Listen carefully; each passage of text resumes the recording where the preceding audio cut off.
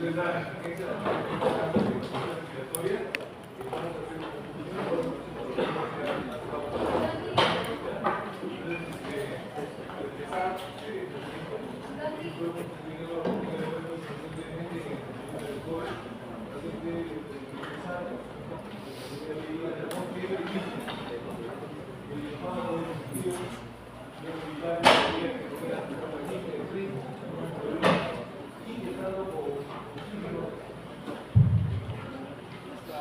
estando con oxígeno, una presión de 80%, tenía una saturación de 90%. O sea, que a pesar de una alta saturación de oxígeno, no logramos meter su sangre y eso llevaba a que el paciente tuviera insuficiencia respiratoria. Y también los respiratorios deben evitarse si no se pueden pulmonar. Entonces, fue una neumonía muy severa, con insuficiencia respiratoria, y la placa que ingresa el 1 de noviembre, la primera placa es la izquierda, tiene ustedes el compromiso de la artificial, el verificado, se toma las periferias del pulmón, del parénquima y es extenso, ¿no? Y estamos vamos a poner la siguiente. Esta es la evolución. El primero, el medio, el 13, más o menos 12 días después, la placa seguir. Todo es un proceso viral, solo el organismo lo va aumentando y luego se recupera. Lo que se ha hecho es dar un soporte oxigenatorio en ese periodo y el paciente se mejora. Muchos de los pacientes lo que el antibiótico, lo que solamente es esperar que pase como paciente. Primero se habla de evolución oxigenatoria, la siguiente. Y vemos muchos pacientes que tenemos la suerte de salir, muchos pacientes se murieron, muchos pacientes fueron complicados con fibrosis pulmonar, con seguras, con enfisema, neumonía y esterosis arterial. Entonces, el sistema respiratorio es muy importante porque utiliza la sangre que viene del lado venoso. Utiliza ese aire con un pulmón que oxigena la sangre y le pone, digamos, de llevar el oxígeno a hacer el oxígeno. ¿Quién lleva el transporte del oxígeno? La hemoglobina. ¿Quién bombea la sangre? El corazón.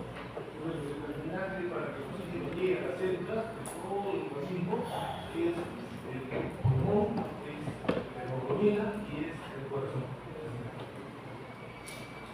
Entonces, el oxígeno se utiliza para el metabolismo, digamos, y producción de ATP que necesita la célula para poder funcionar. ¿Qué ATP y la célula mueren? El metabolismo aeróbico produce 38 ATP, que es el anaeróbico son 2. Eso necesitamos de un metabolismo anaeróbico y la función de la célula se va a deteriorar. Las bombas de sodio y arterias, las células se inician y se entonces, eso es la disfunción y después el muerte celular que ya es irrecuperable. Entonces, la idea es oxigenar siempre la célula buena y se la célula líquida. Es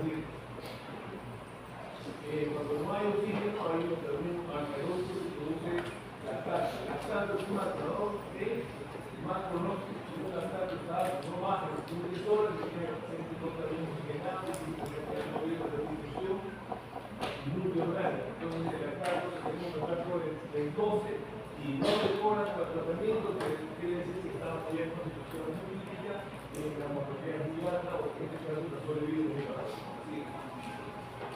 El pulmón es un órgano.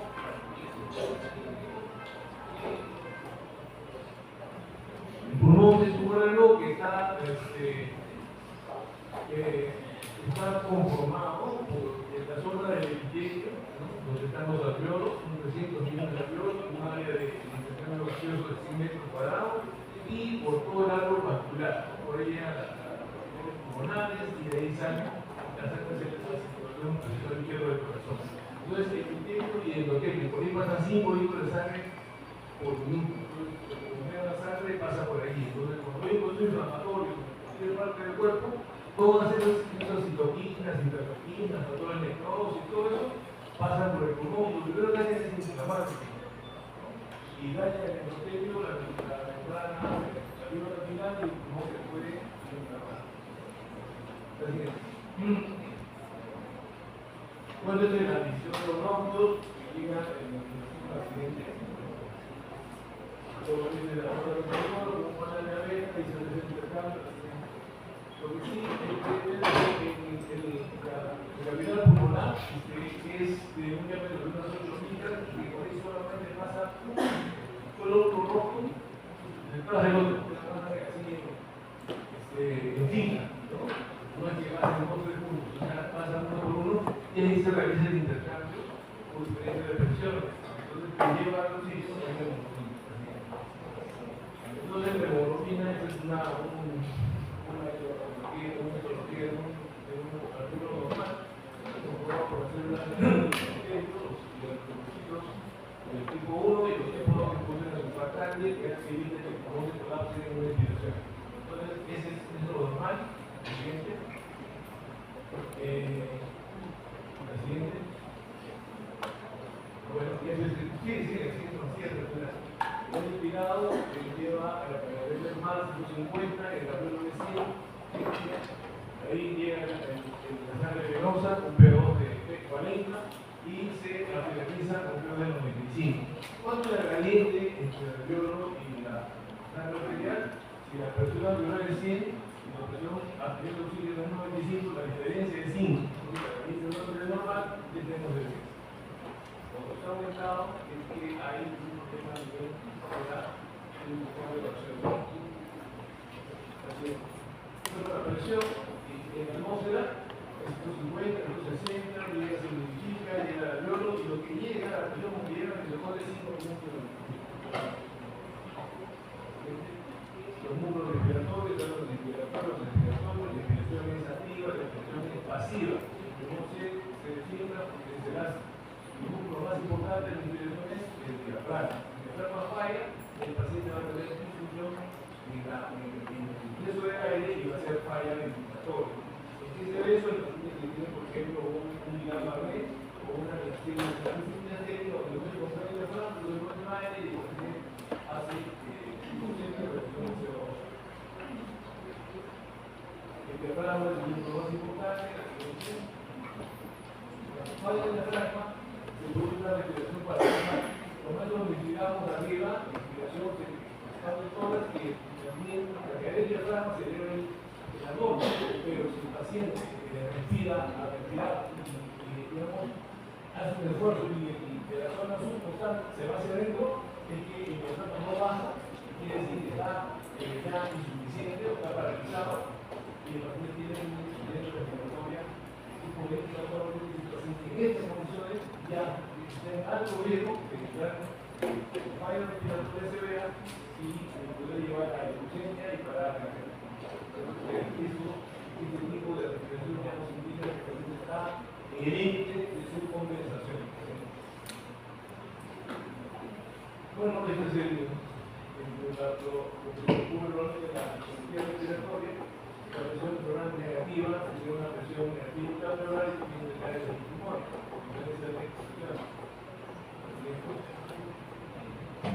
Y uno de los elementos que se mide especialmente durante la respiración es la presión transpulmonar. La presión transpulmonar es la presión del alveolo que es una presión pleural.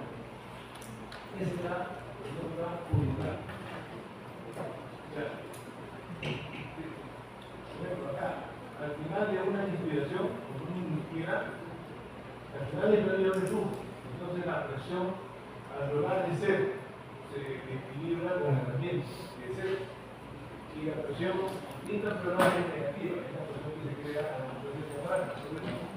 Toda la presión pulmonar, como dice la presión alveolar, tiene una presión intrapleural, entonces es 0, menos 0,5 es 5. Entonces la presión la mía entre el aire y los alveolos es 5. Con 5 usualmente es la siguiente, con 5 de presión negativa y una 500. Entonces la compleja de la actividad pulmonar de 5 es 100. Esa es un pulmón extensible, fácilmente expandible. Si yo tuviera una presión de 10, creo que es 200, pero debería buscar mucho más baja. También hay que tener en cuenta que una reducción elástica de fuerza, nosotros no necesitamos también es una medida de que no se conoce el socio elástico del nivel superior, que es una necesidad que se da. Al final de una inspiración,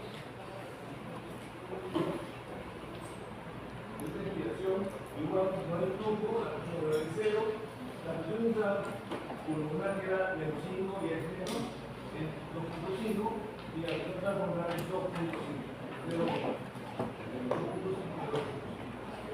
una inspiración no forzada. Entonces, toda la presión pulmonar siempre es negativa. Lo que entra de aire 500, el espacio por la zona de 150 llega a la gasa alveolar, dice el flujo de la presión respiratoria y la sangre que pasa, más o menos son 5 litros, y se produce el intercambio gaseoso.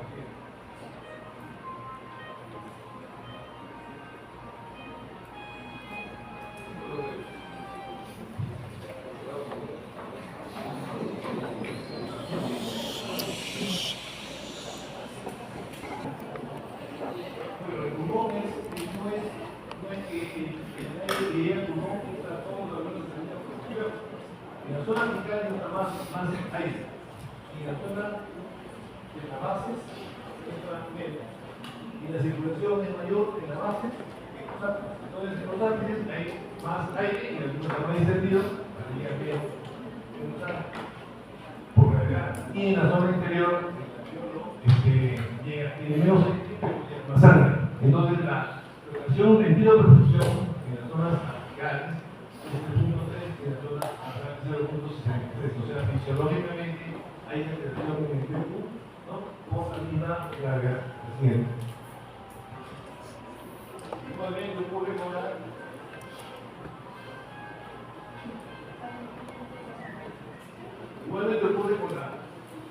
circulación pulmonar, ¿no? La circulación pulmonar va más a las bases y a las zonas apicales, y en las zonas apicales llega, como hay más aire, los está más descendido y eso bloquea de alguna manera el pasaje de la sangre excesiva hacia el resultado de la circulación vertical. Entonces, hay una alteración en el cuerpo, normalmente tenemos una condiciones patológicas, eso se hace mucho más grave y produce una respiratoria. La barrera o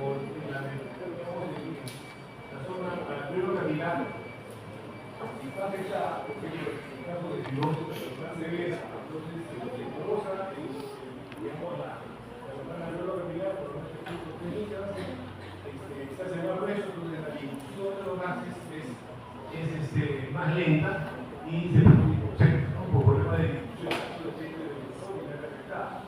El CO2 no tanto, pero difunde más. Entonces, tiene fibrosis, tiene se cansa, también se cansa porque no hay una buena oxigenación. El CO2 no lo eleva tanto, pero también tiene que sí tiene la reducción del CO2. Bueno, y la otra cosa es que con fibrosis, para que la sangre se oxigene completamente, como pasa la circulación por el alveolo, usualmente lo hacen el tercio del tiempo que demora en pasar por el alveolo, ¿no? El tercio del tiempo. Si puede tener fibrosis, la difusión es muy lenta, entonces el tiempo en que se va a saturar la sangre es más largo.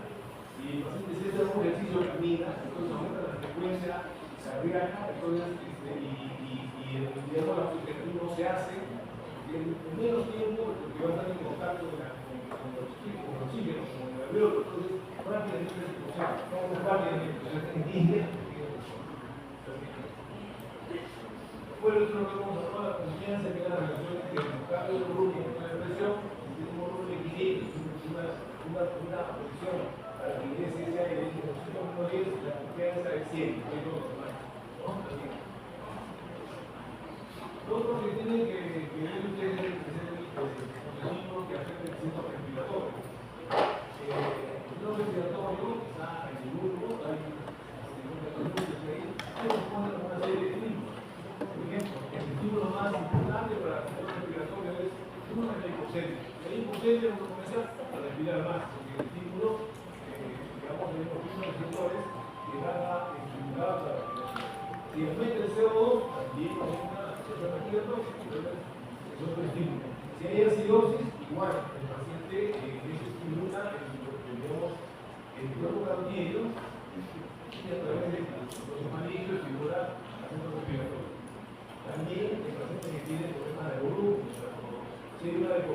entonces se estimulan los receptores del nervio óptico y eso estimula la respuesta respiratoria. Y puede tener una irritación bronquial, gas tóxico, irritación del humo, o tiene alguna patología para evitar eso especial, también estimula el sector respiratorio. Entonces viene un tema así de factores de estimulan el sector respiratorio. Y también hay factores neuronales, por ejemplo, el miedo, el dolor, la fiebre, la temperatura, la temperatura de 4 o 5, eso también, o el paciente que está con ansiedad. O sea, una serie de factores aquí de respuesta respiratoria. Eso tiene que ver muy bien con los factores del paciente. Ya, siguiente. Hemoglobina se transporta el oxígeno, que tiene una menor o mayor afinidad de acuerdo si tiene alcalosis o acidosis o la temperatura o el nivel de CO2, la siguiente, y hacerlo de forma práctica, saber cuál es el contenido de la teoría del oxígeno. ¿Qué es eso? Es cuánta sangre está en el, cuántos oxígeno se encuentra en la sangre, así es el ciclo puro. Entonces, miren, el contenido depende de la hemoglobina. ¿Cuánto de oxígeno cada gramo de hemoglobina? Depende de la saturación de la hemoglobina y depende del oxígeno multiplicado por la posible infusión mortal. Entonces, ¿cuánto de oxígeno hay en la sangre? Entonces, así es. Yo tengo una hemoglobina, 15 gramos, y tengo cada gramo cargo de 29 de oxígeno, con una saturación de 98, y tengo un pH de 100 diluido en el plasma. La siguiente, el contenido para el oxígeno es 20.4 más 0.3. 20 gramos. Ese es mi contenido para el oxígeno. Si yo tengo una hemoglobina de 10, igual que 7 pH2, y la saturación y el oxígeno baja a 3,9. O sea, un elemento importante en el contenido del oxígeno es el que va a llevar el oxígeno al objetivo, que es la hemoglobina. La hemoglobina baja va a dividir significativamente de 20 a 13 y un nivel de contenido del oxígeno. Si tengo una hemoglobina de 7, entonces miren ustedes, con un pH de 100, una saturación de 98 y contenido al nivel baja a casi 9.8. Entonces, de 20 baja a la mitad, solo por el hemoglobina. Entonces, un elemento importante que hay que considerar en un paciente que está en condición respiratoria que tiene buena hemoglobina. Si la hemoglobina está en 7, entonces, con más oxígeno que debe, no va a llegar al objetivo y me transporta, está disminuido. Entonces, tengo que transferir. Así es. Si un paciente tiene 15 hemoglobina, pero tiene una presión de arterial oxígeno de 60, o sea, está en un límite muy bajo, con una saturación de 90, entonces, cuando yo le corto el contenido, es 18.9. Yo puedo tener un oxígeno muy bajo, pero si tengo una buena hemoglobina, todavía puedo tener una adecuada contenido arterial que va a llevar a pasar los objetivos. O sea, tengo poco oxígeno, tengo buena hemoglobina,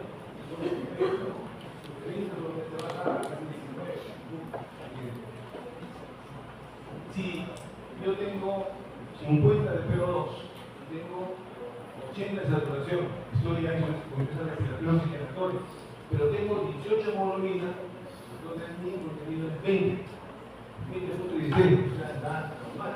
Y eso ocurre que se lo tenga en la altura. En la altura, tenemos un sexo, estamos muy por encima del nivel mar, entonces la presión paramétrica está muy baja y entonces nosotros sirve poco. Entonces estos pacientes vienen en caso 60 o 50, pero la hemoglobina los compensa. Si los criterios de infusión respiratoria que van para el nivel del mar es diferente para los que están en el sur. Si el volumen en el nivel del mar, digo, si un infusión respiratoria tiene que bajar 60, al 1260 es normal, ¿no? Y la saturación 90 es normal. ¿Por estamos en moto, hay una apertura, hay que corregirse, ¿no? Para saber que muchas reflexiones. Bien, entonces el contenido es lo que lleva el oxígeno que lleva la comunicación. Bueno, pero además del contenido, ese oxígeno que está el transporte necesita un gasto cardiaco. Entonces, la entrega del oxígeno depende del contenido que tiene el oxígeno y del gasto cardíaco. Entonces, la entrega es, en este caso, 20 kilogramos por 4.5 por 10, sale más o menos 900 a 1000 mililitros de oxígeno llega por minuto.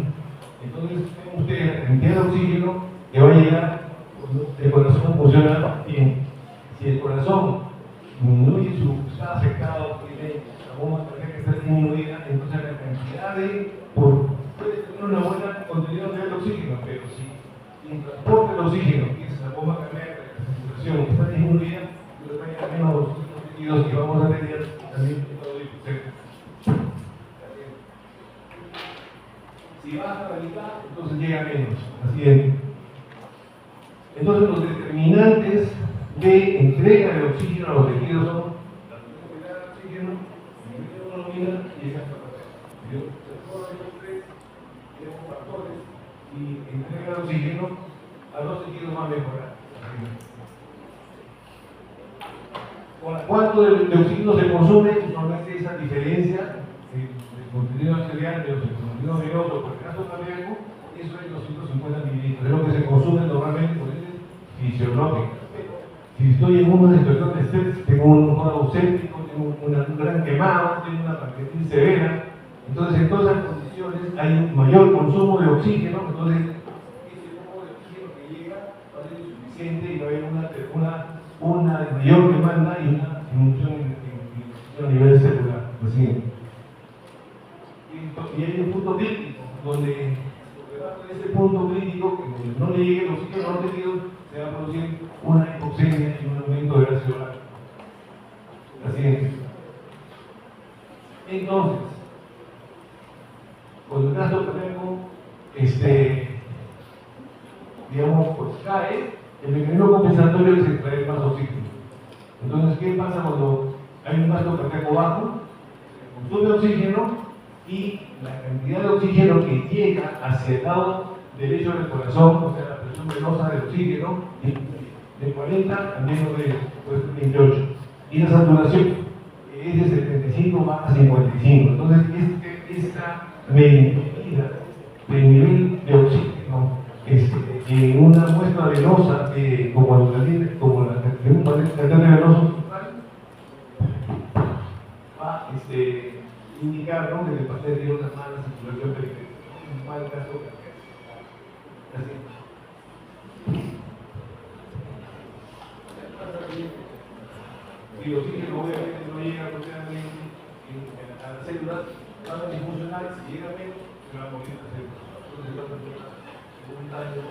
Pero eso depende de cada órgano, ¿no? Si el cerebro no llega a estar de 5 minutos, usted sabe que está produciendo una hipoxia cerebral y muerte cerebral.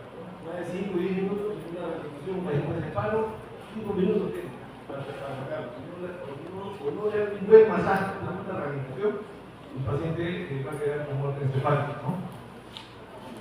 Bueno, el otro elemento importante en la insuficiencia respiratoria es la insuficiencia respiratoria ventilatoria. Quiere decir que la ventilación, cómo se mueve el CO2, si se barre o no el CO2. Y eso depende de la cantidad de CO2 que se produce y depende de la ventilación, porque quien baja el CO2 es la ventilación. Entonces la ventilación normal es el volumen tidal menos el volumen de masa muerto por la frecuencia respiratoria. Así. Aquí en este cuadro es un gráfico, tenemos lo normal, el PCO2 40 y el PO2 de 90. ¿Qué pasa si hipoventilo?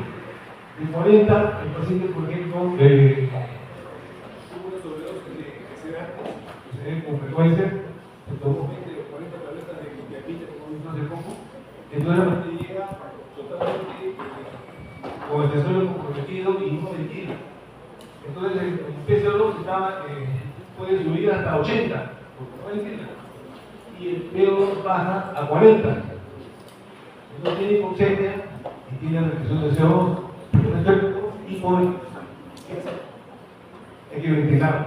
Entonces, esta paciente se le pone un tubo, un ventilador, se le hace el ventile, se le hace el lavado gástrico, se espera que lo que ha olvido vaya a pasar, en 4 o 5 días despierta, empieza a ventilar bien y se le sale el tubo, ¿no?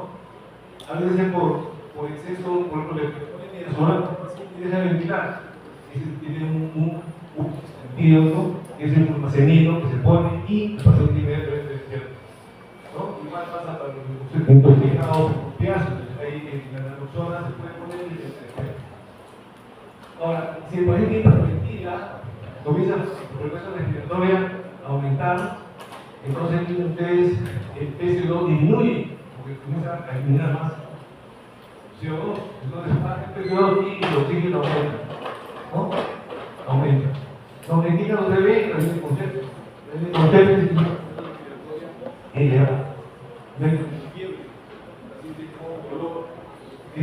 tiene tipo con hipoxemia, tiene hiperventilación.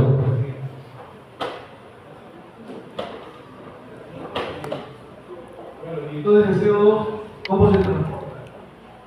Miren, el CO2 es a nivel de los tejidos. El CO2 entra en los tejidos y sale el CO2. El CO2 se forma en esa caloría forma ácido carbónico, se libera bicarbonato, el cloro para obtener el equilibrio iónico y el hidrógeno se queda ahí con el hemoglobina, ¿no? Y el bicarbonato se va al pan. Ese es el nivel de la célula. Y en el no es al revés, no se elimina, el oxígeno entra, se libera el hidrógeno, forma ácido carbónico y produce CO2 y se elimina el CO2. El CO2 se transporta fundamentalmente a través de movimiento de bicarbonato y cloro. Así es. El transporte de CO2 es básicamente el 80-90% es como bicarbonato. Así es. Entonces, ¿qué es dilución respiratoria? Hemos visto los mecanismos fisiológicos normales, ¿no? Pero, ¿qué pasa en la patología respiratoria? Entonces, cuando hablamos de dilución respiratoria, cuando hay una incapacidad del sistema respiratorio para hacer un intercambio gaseoso y se caracteriza por una hipoxemia o por un CO2. Una hipoxemia de PO menos 60 o un ciclo elemental o una hipercapnia, una presión más de 50 o acidosis respiratoria de condensación de influencia respiratoria. Depende entonces de un desbalance entre la entrega de oxígeno y la alta demanda de oxígeno, ¿no? Si hay una disminución de gasto cardíaco, anemia, hipotensión, baja disponibilidad de oxígeno, alteración de la ventiloperfusión en el eléctrico, shunt de derecha a izquierda, ¿no? O baja capacidad de difusión del monóxido de carbono, eso no va a generar influencia respiratoria. Y si hay una alta demanda, procesos inflamatorios, infecciosos, neumonía, infección respiratoria, etc., como algo cognitivo, entonces también va a estar alta demanda de infección respiratoria. Así es. ¿Cómo lo clasificamos? Bueno, puede ser infección respiratoria aguda, cuando se produce, como el caso del COVID, en 5 o 7 días, y la infección respiratoria puede ser crónica, también que tiene un se descompensa, es una infección crónica, realizada, ¿no? Y ¿cuáles son las causas? Uno es la baja presión inspirada de oxígeno. Si yo subo la altura a 5.000 metros, entonces el nivel de oxígeno es muy pobre, entonces lo primero que hace es lo mismo a la hipoxemia, es un sistema respiratorio y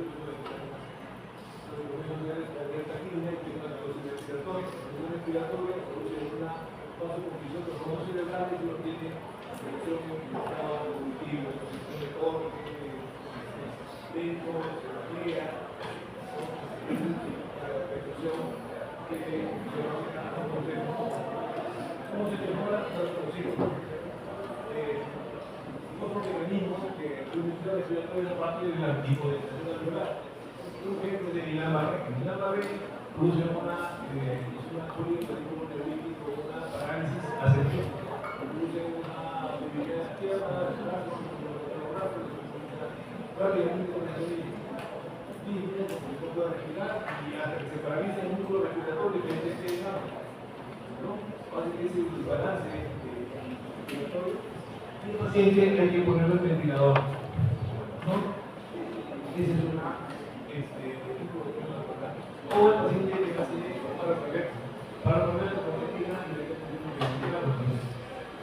entonces, de bromas, anestésicos, etc. Yo tratamos de discusión respiratoria, de la discusión, como hemos dicho, la paciente que tiene biopulmonar, puede convertir el post-COVID, digamos, de virosis, hace infección respiratoria por alteración de difusión. Pero ¿cuál es la condición más frecuente que produce digamos, la infección respiratoria? Son alteraciones en la ventiloperfusión. O sea, esto puede ser todo ventiloperfusión o puede ser shunt. Entonces, ¿qué es cuando tiene infección respiratoria? Uno es de la bomba respiratoria, que puede ser, como digo, problemas en el estímulo respiratorio, problemas de la caja torácica, esclerosis severa, estímulo respiratorio como epidemia rectis, miastenia, botulismo. Eso puede ser que hipercapnia. Puede ser por problemas a nivel del pulmón, alteraciones en la ventiloperfusión, ¿no? Que pueden zonas de shunt y zonas de espacio muerto, y alteraciones en la difusión. Eso es lo más práctico. La siguiente. Ya. Y como tengo los libros de fisiopatología, ahí se ve cómo es la ventiloperfusión. Llega el aire hacia los alvéolos y la sangre llega en forma homogénea a ambos pulmones, en este caso alvéolos, y se produce oxigenación adecuada. ¿Qué pasa cuando no hay una buena ventilación? En este caso, miren, no llega, supongamos que todo una parte del pulmón está lleno de sangre dentro del pus. El pus es el oxígeno con la sangre, uno llega a esa zona y la sangre que está circulando por esos alvéolos que están totalmente comprometidos, no van a haber intercambio y pasan sin mezclarse, o sea, sin haber intercambio, se mezclan con la sangre oxigenada. Entonces,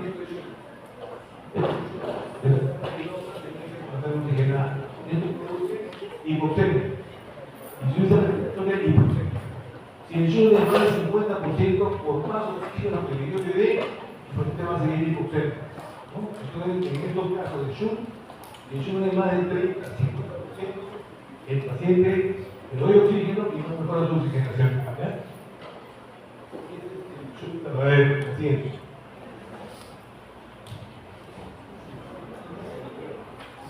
En este caso, donde llega el aire hacia los alvéolos, pero la sangre no llega. O sea, la sangre no llega. Va hacia el lado que está normal y de la oxigenación, ¿no? Entonces, ¿qué es lo que se produce? Un aumento de aire en el alvéolo, pero que no se oxigena. Entonces se produce un aumento de espacio muerto, ¿no?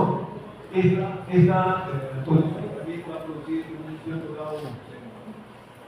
Y la forma compensada, ¿no? Donde la sangre llega a la zona del pulmón que están, digamos, permeables, y otras que llegan a la zona del pulmón que están totalmente complicadas, en este caso como que hay una obstrucción o secreción o crónica, y va a producirse una suerte de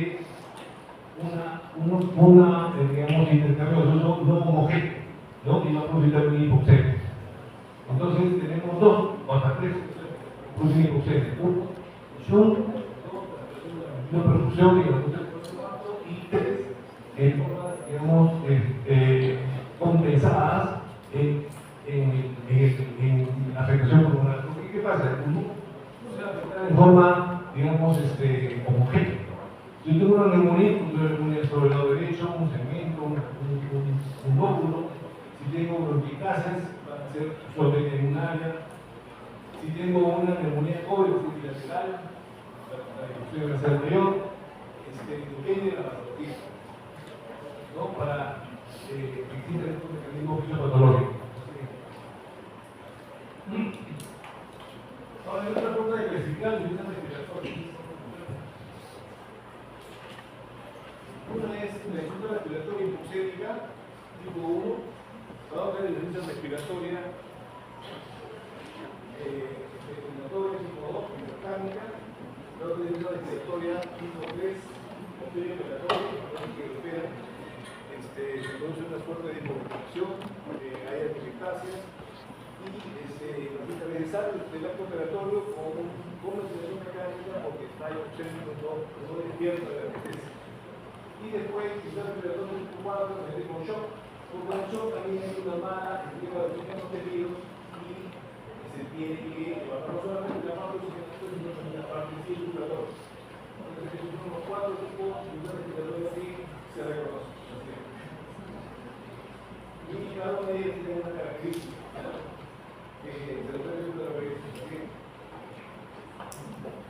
La tipo 1 es hipoxemia, hay por lo menos 60, una opción de pero que uno tiene una garantía de ayuda de oxígeno aumentada. La tipo 2 es la respiratoria, tiene un CO2 elevado, con una intercambio, con un pH descompensado, con una gradiente de una actividad normal. O sea, la gradiente es normal. Y la respiratoria mixta es una respiratoria que tiene hipoxemia, que tiene aumento de CO2 y tiene una gradiente elevada. Entonces, así que esta forma de significa 1, 2 o mixta. Esta es la fórmula de la gradiente. Nosotros preguntamos cuál es la fórmula de la gradiente, tenemos que utilizar la presión angular y luego restar la presión arterial, y esa es solamente de 10 a 8. Pero aquí encuentro la forma de evaluar la severidad de presión respiratoria en viviendo de espacio. Si la presión arterial de oxígeno entre el CO2 es de 200 a 300, es una presión respiratoria leve. Si es la presión del PA2 superior a 65, es moderada.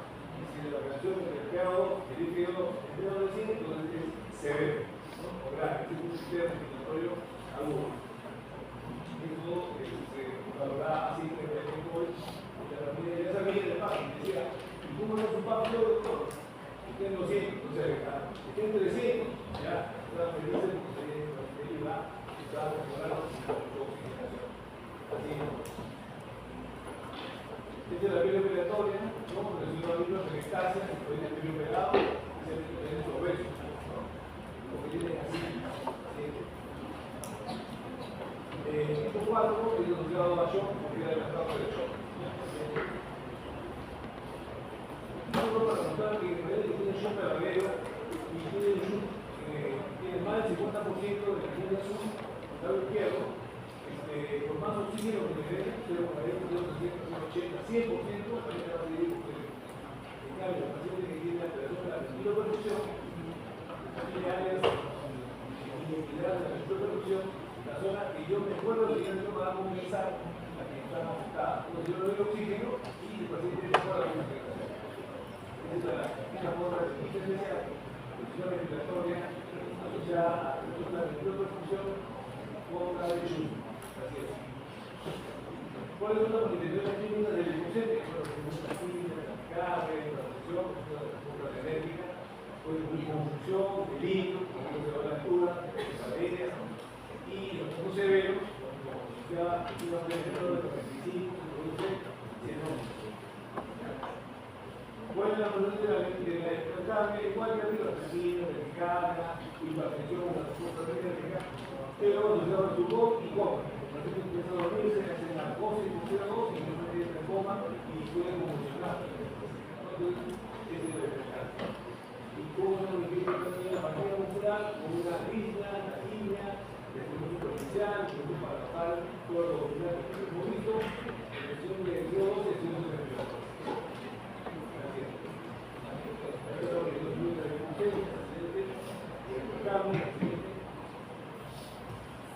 La siguiente, bueno, ¿cuáles son las causas entonces de presión respiratoria? Es toda esta cadena, ¿no? Todo dice que el cerebro, se da la voz, una serie de trozos, obviamente,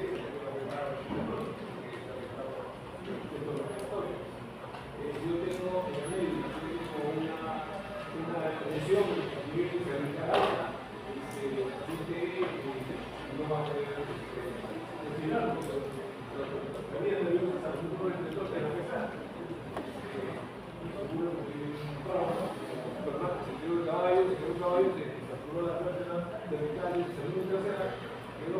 En lo cultural, que hemos hablado de la reggae, de técnicas, todas, severa, una cultura occidental, una postales múltiples, con un imbalance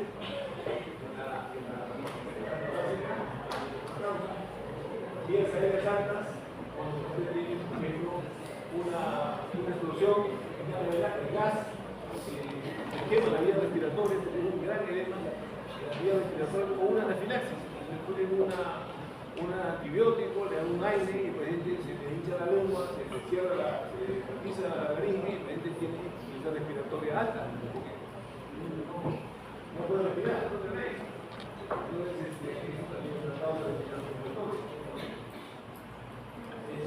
Bueno, es una crisis apática, hay un mundo tóxico, irritante, el paciente respira y es un broncoespasmo severo, hace una crisis asmática severa. Se cierra los bronquios, el paciente entra en hipoxemia, insuficiencia respiratoria, y si no se abre el espasmo, el paciente puede hacer paro severo. Sí, después de todas las cardiovasculares, otras pulmonares,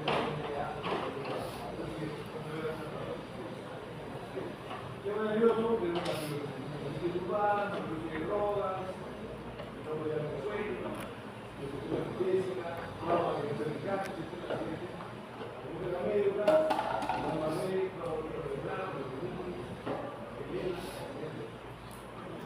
lo muscular me enseña que movilidad, porque alguna y tratable,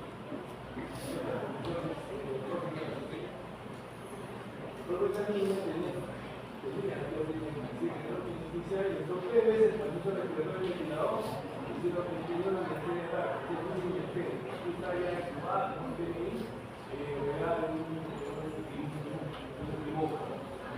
Ahora de su bacteria y después de eso la respiración. El otro chiquito de 16 años, que es de algas, es un digamos totalmente paralizado. Tuvo 3 veces el ventilador. Esto todavía al inicio de la recorrida. Después de 3 meses salió el ventilador y se fue a recuperar perfectamente en el día. El problema de trauma, toda la movilidad, cada partido mínimo, y es regresar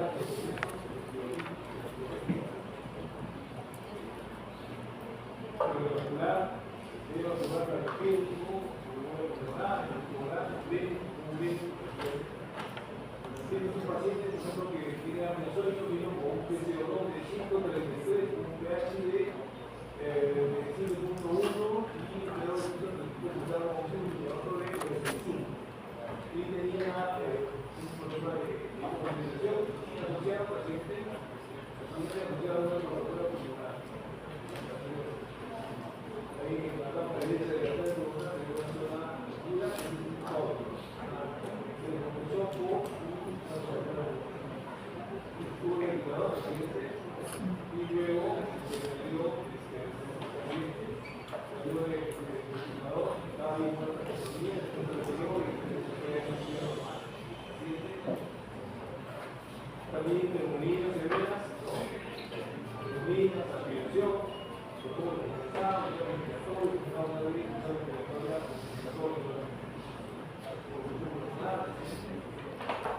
este chico tuvo una neumonía severa, una función respiratoria, siguiente, esta lesión del pie, siguiente, cuando se le el pie, era siguiente, la propia inicial esta, totalmente blanco, mejorando esta, y lo que está acá y esta de acá. Y fue mejorando el sistema computador, y tenía un accidente, o un accidente, o un accidente,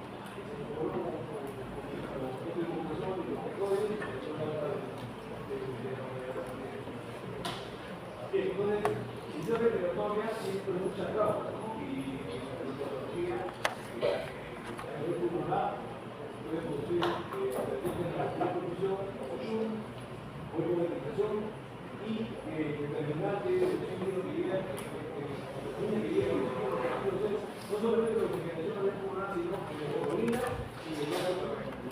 Entonces, es elementos que tenemos que trabajar para mejorar esta posición. Entonces, primero todo esto rechazado para la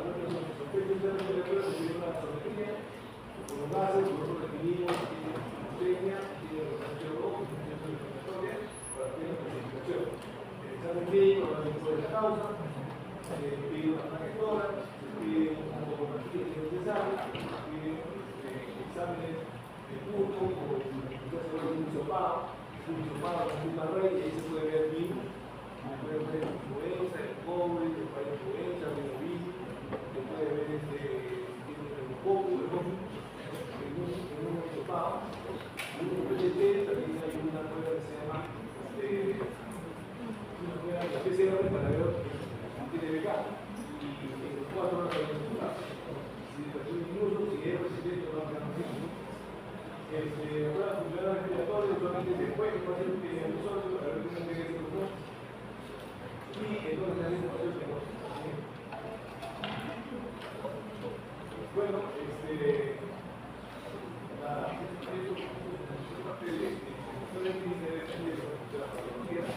pero todo depende de su historia clínica, cómo está el paciente, el tiempo de la enfermedad, si es agudo, crónico, cuerpo reforzado,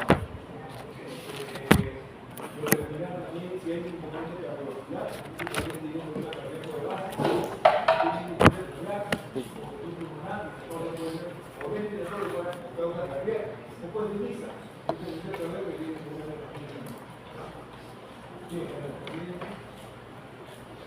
Bueno, la cuestión de ayuda clínica es un físico para los casos probables, también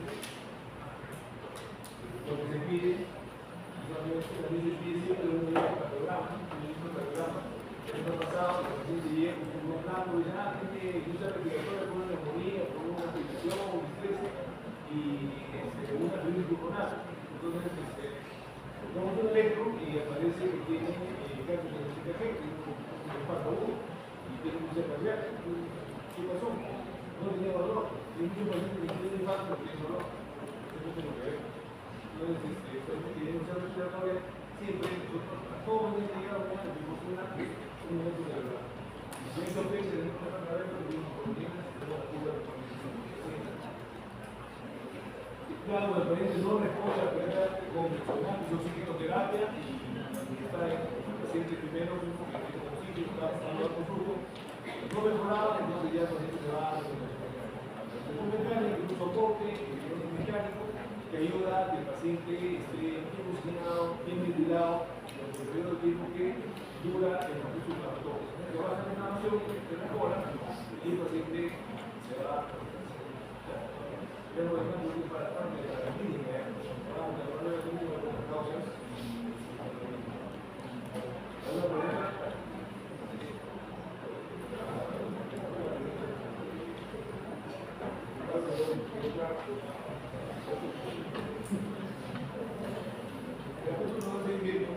Después de seguir presentación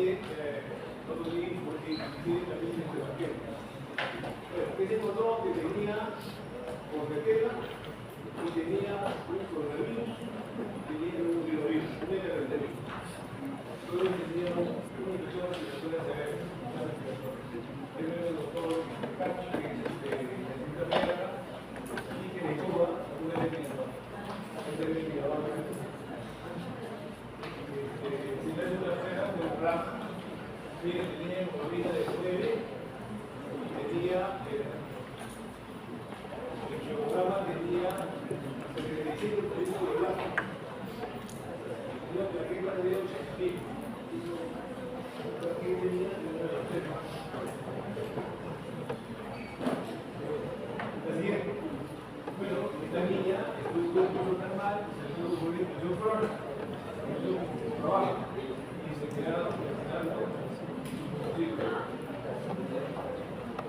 ahí vemos que estuvo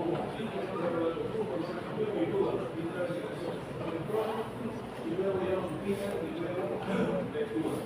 Entonces yo como una cita mejorando, seguro en un tratamiento de sesión, se le dio la clínica para cambiar el acto y pide que el paciente después de el 11 del mes hasta el 30 del 10, entonces 18 días. La niña ya sabe que el indicador está sobre el flujo y no es su nombre. Entonces, la actividad respiratoria sí tiene un tratamiento adecuado, y esa niña es el ejemplo. A pesar de que tenía un inmunosupresión por la leucemia aguda, logró superar este episodio. Y la gente fue bien, pues fuera, hablamos de la leucemia, creo que es un trasplante y el país de la en este caso, muy demostrativo de la respiratoria, una actividad y